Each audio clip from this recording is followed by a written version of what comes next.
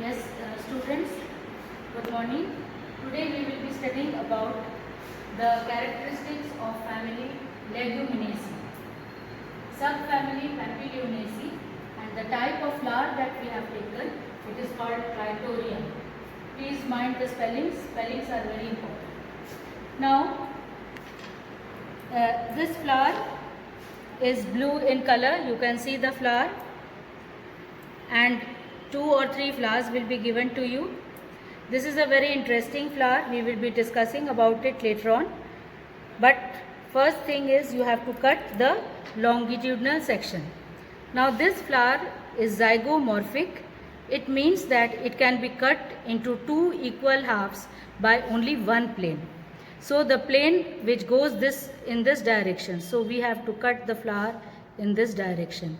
With a sharp razor blade, you will cut the section in this direction.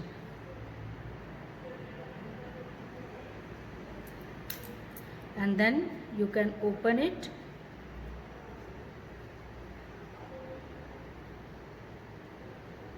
And you get the longitudinal section. Okay. Now here, when you have to show the examiner all the parts of the flower, they are arranged in this way. That means the 2 halves you have to keep like this after cutting the section. Then the different parts, this is the sepals. It has got 5 sepals which are joined together. So gamosepalous condition. Then it has got different sizes of petals. One petal is very big. This is called standard. There are 2 on the sides. It is called wings. And there are 2 very small petals in the center which are joined together. So this is also a pentamerous flower because there are 5 petals and 5 sepals. Sepals are also gamosepalous, joined together, but petals are separate but sizes are different. So this is standard. These are the 2 wings, and this is called the keel. Then this is the male part, the androecium. In this also we see very interesting feature, that is 9+1 arrangement. That means one of the stamens is free and rest are all joined together. So it is found in 2 bunches. 10 stamens, 9+1 arrangement. Then this is the female part or the gynoecium.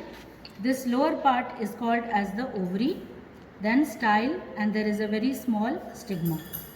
Now you have to take another flower and cut the transverse section. Transverse section means you will hold the flower like this and you have to cut the section in this manner. You can see the ovary and the small ovule is there. There is single ovule and you will cut the small section. And then you will place it in a drop of water as I have placed it here. So this is also interesting because it shows marginal placentation.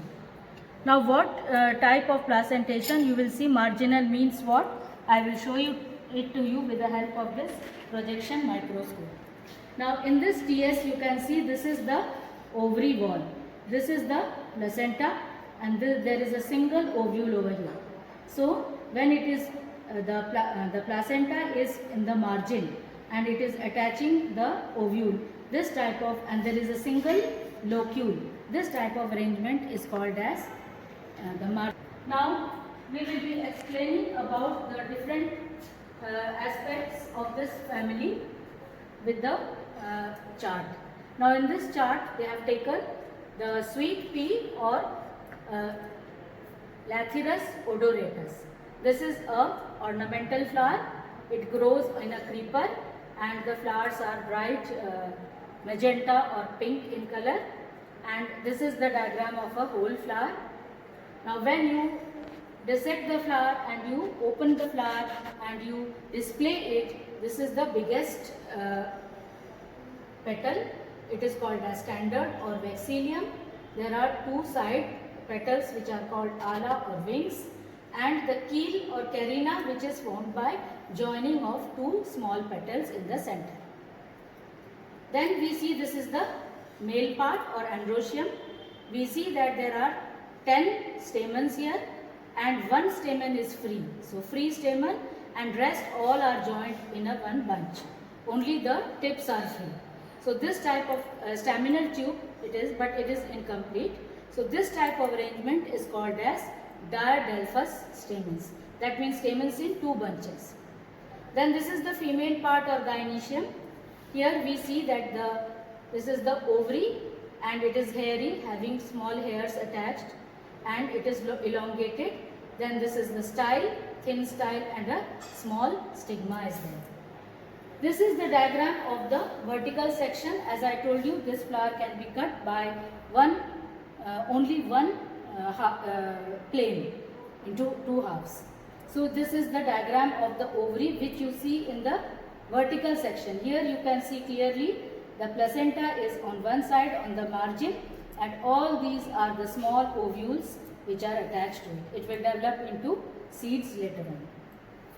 Then this is the floral diagram. It's very important, children. This is called the mother axis. Do not forget to make this when you make this diagram. There are 5 sepals, 1, 2, 3, 4 and 5. They are joined together.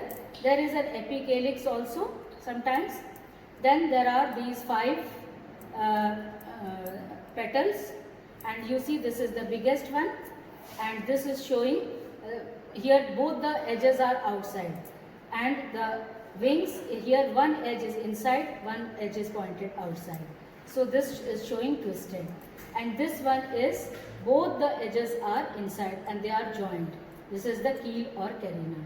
Then this is the androecium. 1, 2, 3, 4, 5, 6, 7, 8, 9. 9 stamens attached together to form an incomplete staminal tube, and there is one free stamen. This is the TS of the ovary. Here it is the LS, this is the TS, in which you see there is only one chamber inside, and there is this is the placenta where the ovule is joined with the ovary wall. So this is at one end or margin, so it is called as marginal placentation.